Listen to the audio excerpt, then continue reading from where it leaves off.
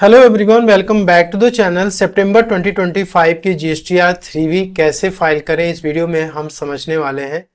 तो monthly filers हों या क्वार्टरली फाइलर्स हों, जीएसटीआर 3V की ड्यू डेट को एक्सटेंड करके 25 अक्टूबर कर दिया गया है। तो 3V को फाइल करने से पहले आपको कुछ इंपॉर्टेंट पॉइंट्स का विशेष ध्यान रखना है। दोस्तों, फाइनेंशियल 24-25 की आप बुक्स ऑफ अकाउंट्स और जीएसटीआर 2V की रिकॉन्सिलेशन अपनी कंप्लीट कर लें। यदि उसमें कुछ इनवाइसेस ऐसी पाई जाती हैं जो कि आपके बुक्स ऑफ अकाउंट्स में तो रिकॉर्डेड हैं लेकिन जीएसटीआर 2B में वो रिफ्लेक्ट नहीं कर रहे हैं, तो आप अपने सप्लायर को फॉलो अप कर सकते हैं, क्योंकि 24-25 की आईटीसी क्लेम करने की जो लास्ट डेट है वो नेक्स्ट मंथ 30 नवंबर है। तो नॉर्मली अक्टूबर मंथ की जीएसटी रिटर्न जो कि नवंबर में फाइल की जाएंगी, जो उसकी लास्ट डेट होगी, वहां तक दोस्तों आप 24-25 की आईटीसी को क्लेम कर सकते हैं। उसके बाद फिर आपको मौका नहीं मिलेगा। तो जीएसटीआर 3B फाइल करने के लिए आपको लॉगिन कर लेना है और रिटर्न डैशबोर्ड पे आपको आना है। यहाँ पे फाइनेंशियल ईयर 25-26 सेलेक्ट करना है। देन आपको यहाँ पे क्वार्टर जुलाई अगस्त सितंबर सेलेक्ट करना है। तो जो लोग क्वार्टरली फाइलर्स हैं उन्हें भी यही सेलेक्ट करना है, जो लोग मंथली फाइलर्स हैं वो भी इसी तरीके से सेलेक्ट करके अपनी जीएसटीआर 3B को फाइल कर सकते हैं। यहाँ पे सितंबर मंथ, देन आपको सर्च पे क्लिक करना है और यहाँ पे जीएसटीआर 3B की जो लास्ट डेट है आप यहाँ पे इंश्योर हो लीजिए, चाहे आप क्वार्टरली रिटर्न फाइल करें या मंथली। यहाँ पे 25 अक्टूबर हो चुका है। यहाँ पे दोस्तों जीएसटीआर 3B फाइल करने से पहले आपका जीएसटीआर 1 सक्सेसफुली फाइल्ड होना चाहिए, तभी आप 3B को फाइल कर सकते हैं। यहाँ पे आपको प्रिपेयर ऑनलाइन पे क्लिक करना है। यहाँ पे आपके 3B की जो समरी होती है वो जनरेट होकर के आ जाती है, जिसमें कि आपकी टैक्स लायबिलिटी, रिवर्स चार्ज की लायबिलिटी और इनपुट टैक्स क्रेडिट के ऑटो पॉपुलेट हो जाता है डेटा। आपको यहाँ पे कुछ करना नहीं है, सिंपली आपको क्लोज पे क्लिक करना है। तो दोस्तों 3B फाइल करने से पहले यहाँ पे कुछ इंपॉर्टेंट चेंजेस जो कि जीएसटीआर 3B में किए गए हैं। यहाँ पे देखिए टेबल नंबर 3.1 और टेबल नंबर 3.2 ये इंपॉर्टेंट है। टेबल नंबर 3.1 में आपकी आउटवर्ड टैक्स लायबिलिटीज जो कि ऑटो पॉपुलेट होकर के जीएसटीआर 1 या 1A से होके आती है, और 3.2 में आपकी इंटर स्टेट सप्लाईज जो कि जीएसटीआर 1 या 1A के थ्रू ऑटो पॉपुलेट होके आती है। बहुत सारे लोग जब 3B फाइल करने जाते हैं तो कोई भी मिस्टेक यदि उनके सेल्स फिगर में हो रखी है या टैक्सेस में हो रखी है तो यहां पर ही वो एडिट करने की कोशिश करते हैं।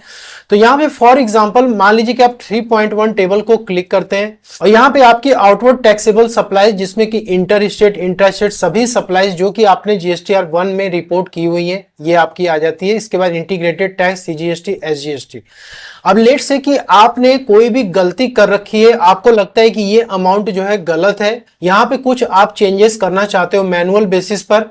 जैसे लेट से कि यहाँ पर हम इसको पीछे की तरफ लेके जाते हैं। अब आप देख सकते हो यहाँ पे इस बॉक्स में रेड मार्क शो कर रहा है और यहाँ पर आपको एक वार्निंग मैसेज भी शो कर रहा है कि जो डेटा आप यहाँ पे चेंज करने जा रहे हो ये आपके ऑटो पॉपुलेटेड डेटा से वेरिएंस क्रिएट कर सकता है। मतलब जीएसटीआर 1 में जो आपने सेल रिपोर्ट की हुई है, जब आप यहाँ पे चेंजेस करोगे तो दोनों मिसमैच क्रिएट करेगा। यहाँ पे टैक्सेस में भी जब चेंज करने की आप कोशिश करोगे तुरंत यहाँ पे रेड मार्क शो कर देगा।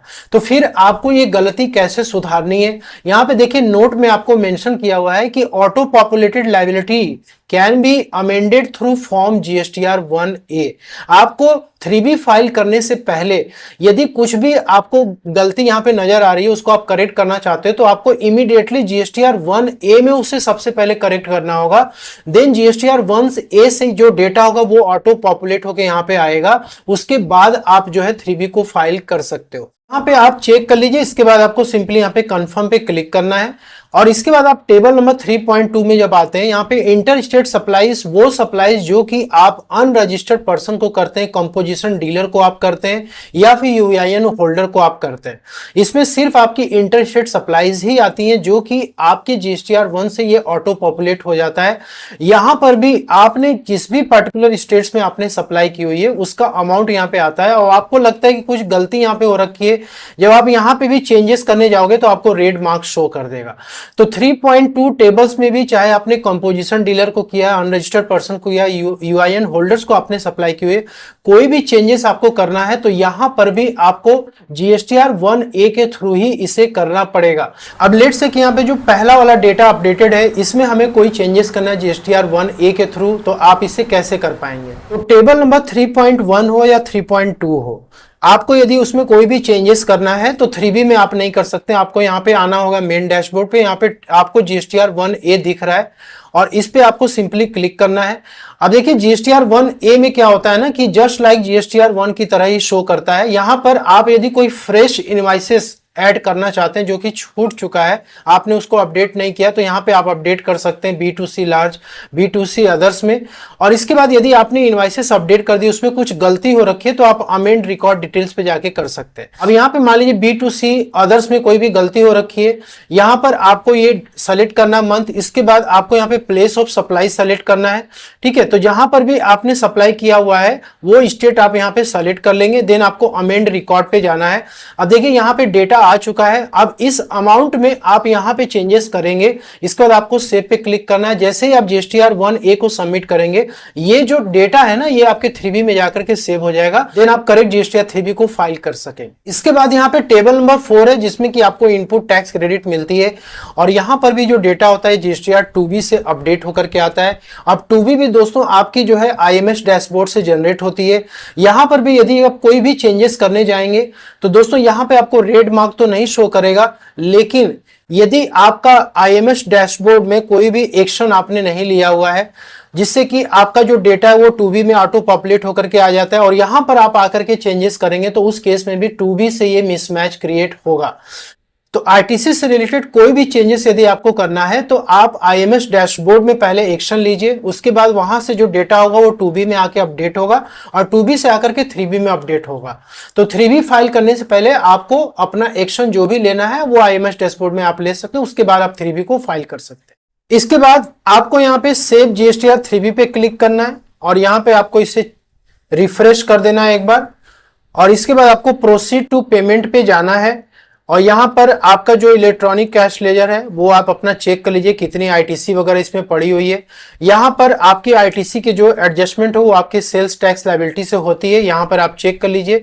यहां पर यदि आपको कोई भी एडिशनल कैश रिक्वायर्ड है तो सबसे पहले आपको पेमेंट करना होगा, तभी आप GSTR 3B को फाइल कर पाएंगे।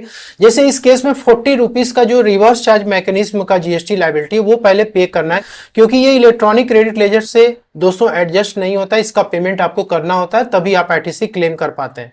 तो टैक्सेस का पेमेंट करने के बाद आपको यहाँ पे make payment and post credit to ledger agree and continue पे आपको क्लिक करना है। देन आपको यस पे क्लिक करना है। जो भी आपकी ITC है वो आपकी टैक्स लायबिलिटी से एडजस्ट हो जाएगी। देन आपको यहाँ पे दोस्तों प्रोसीड टू फाइल पे क्लिक करना है और इसके बाद आपको ऑथराइज सिग्नेटरी सेलेक्ट करना है। यदि आपके पास DSC है तो आप इंसर्ट कर लीजिए, एम साइनर यूटिलिटी से आप लॉगिन कर लीजिए। इसके बाद यदि आपके पास DSC नहीं है तो आप EBC कोड के थ्रू भी कर सकते हैं।